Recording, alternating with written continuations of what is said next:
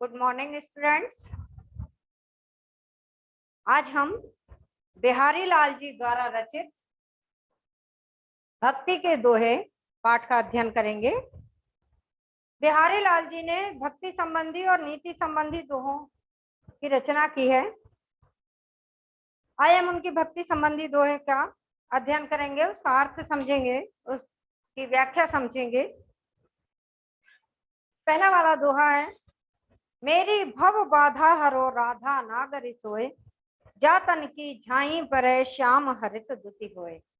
इसमें बिहारी लाल जी राधा जी की आराधना करते हुए राधा जी से विनती करते हैं कि मेरी भव बाधा हरो। भव माने संसार की, बाधा माने संकट, कष्ट, दुख, हरो माने दूर करो। राधा नागरी सोए, हे राधा नागरी। नागरी कहा जाता है, पहले समय में क्या होता था, जो लोग चतुर होते थे, नगर और ग्राम वाले लोग होते तो नागरी कहा जाता था। नगर में रहने वाले व्यक्तियों को बहुत अच्छा चतुर माना जाता था, होशियार माना जाता था। तो उन्होंने राधा जी को चतुर कहा है कि हे चतुर राधा, मेरे संसार के कष्टों को दूर करो, मेरे संसार में मेरी पीड़ा को हरो। जो मुझे सांसारिक कष्ट हैं, जो मेरी सांसारिक पीड़ा है, मेरे सांसारिक दुख है, उन सबको दूर करो। जा तन की झाई पड़े। अब वो राधा जी की विशेषता बताते हुए कहते हैं, जा तन की झाई पड़े, जिसके तन की आभा पड़ने मात्र से श्याम हरित दुति होए, श्री कृष्ण हरि कांति वाले दिखाई देने लगते हैं। कहने का उनका तात्पर्य है कि श्री कृष्ण है नीले और राधा जी गोरी हैं, और उनकी जो आभा है, उनके रंग की, उनकी कांति की आभा है, वो पीली है, पीलापन लिए हुए है। तो जब हम नीले रंग पे पीला रंग डालेंगे तो हमें हरा दिखाई देता है। तो श्री कृष्ण नीले रंग के और राधा जी की पीली आभा उन पर पड़ रही है, तो श्री कृष्ण हरे रंग के दिखाई देने लगते हैं। अब इसके देखिए तीन अर्थ हैं। जा तन की झाई परे श्याम हरित दुति होए, इस पंक्ति के तीन अर्थ हैं। पहला अर्थ मैंने आपको बता दिया कि जिसकी परछाई पड़ने मात्र से श्री कृष्ण हरे रंग के दिखाई देने लगते हैं, हरी आभा वाले दिखाई देने लगते हैं।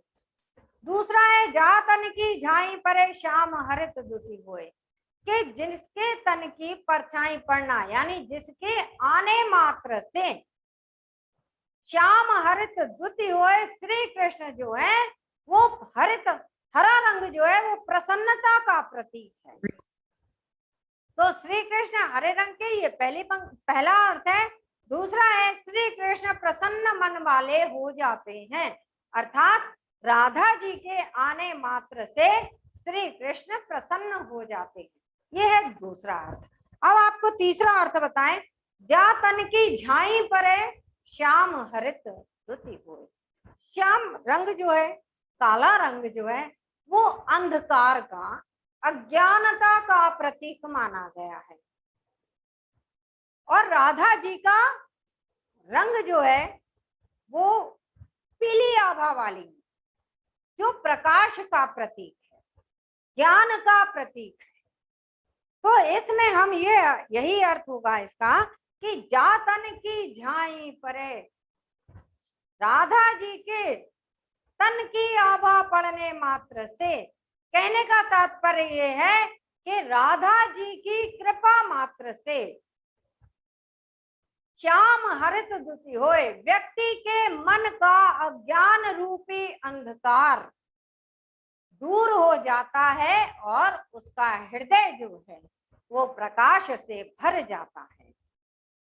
तीसरा अर्थ फिर से समझ लीजिए कि राधा जी की कृपा मात्र से, राधा जी की कृपा होने से व्यक्ति के मन का अज्ञान रूपी अंधकार दूर हो जाता है और ज्ञान रूपी प्रकाश उसके मन में फैल जाता है। अब हमें अगला पढ़ेंगे, मोर मुकुट की चंद्रकनी यूं राजत, नंद नंद मनु शशि शेखर की अकस, किए शेखर सतचंद्र।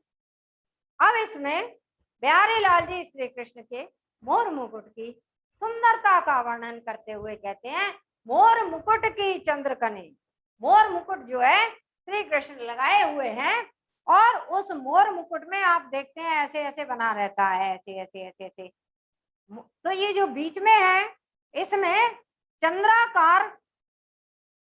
चंद्राकार की चंद्रिकाएं बनी हुई हैं, यानी नग लगे हुए हैं।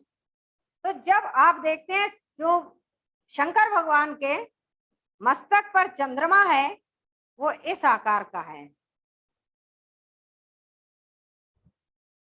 अब श्री कृष्ण के मोर मुकुट पर जो चंद्रिकाएं बनी हुई हैं, ये बहुत सारी चंद्रिकाएं बनी हुई हैं।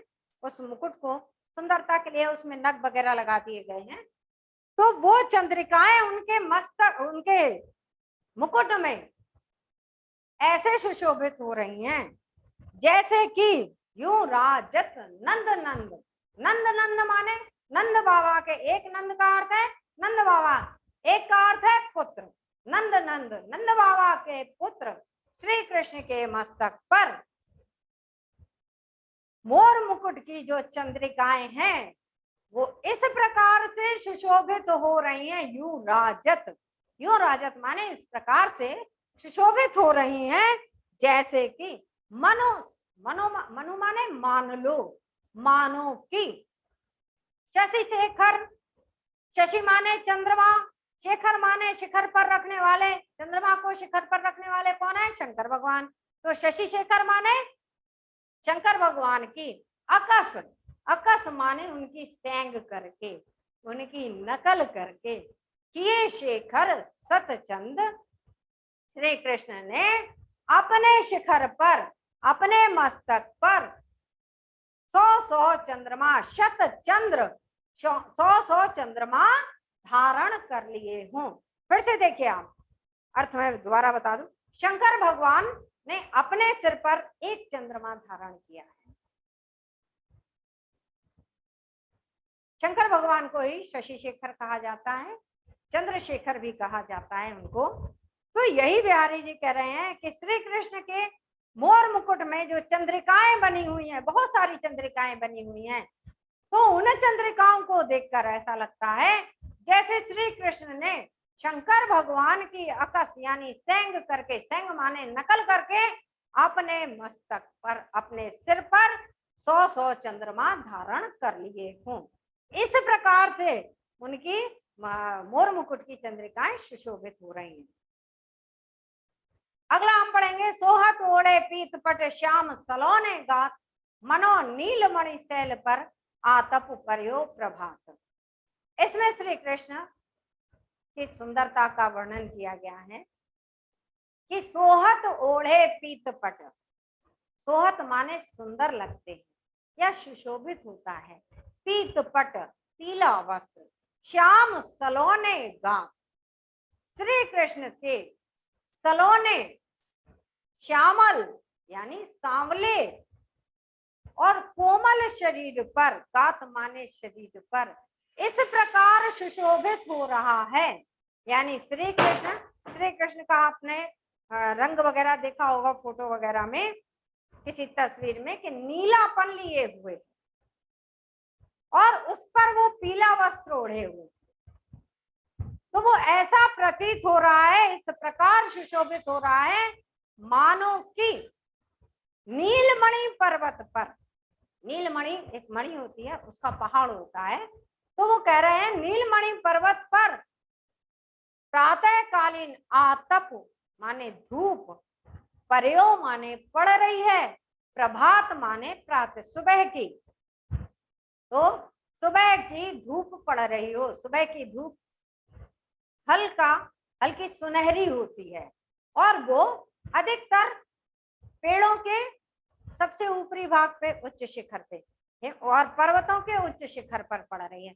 और जो श्री कृष्ण पीताम्बर ओढ़े हैं, वो आप जानते हैं ऐसे गले में डालते हैं, तो वो श्री कृष्ण की सुंदरता का वर्णन करते हुए कह रहे हैं कि श्री कृष्ण अपने नीलापन लिए हुए सांवले शरीर पर पीला वस्त्र ओढ़े हैं, वो इस प्रकार सुशोभित हो रहा है मानो कि नीलमणि पर्वत पर प्रातःकालीन धूप पड़ रही हो, सुबह की धूप पड़ रही हो। इसमें देखिए कवि ने श्री कृष्ण के शरीर को, गात माने शरीर को, उनके तन को नीलमणि पर्वत समझा है, और जो उनका पीतांबर है उसको प्रातःकालीन धूप। अब शायद आपकी समझ में आ भी जाएगा कि उन्होंने क्यों कहा है कि प्रातःकालीन धूप पड़ रही है। अगला है अधर धरत हरि के परत, ओठ दीठ पट जोत, हरित बांस की बांसुरी, इंद्र धनुष रंग होत। इसमें कवि कहते हैं कि सखियां जब श्री कृष्ण की बांसुरी हरे बांस की बनी हुई है और उस बांसुरी की सुंदरता श्री कृष्ण के होठों पर जब रख जाती है तो वो बांसुरी कितनी सुंदर लगती है, इसका वर्णन करते हुए सखियां कहती हैं श्री कृष्ण को बांसुरी बजाते हुए कि एक दूसरे से कहती हैं अधर धरत हरि के परत।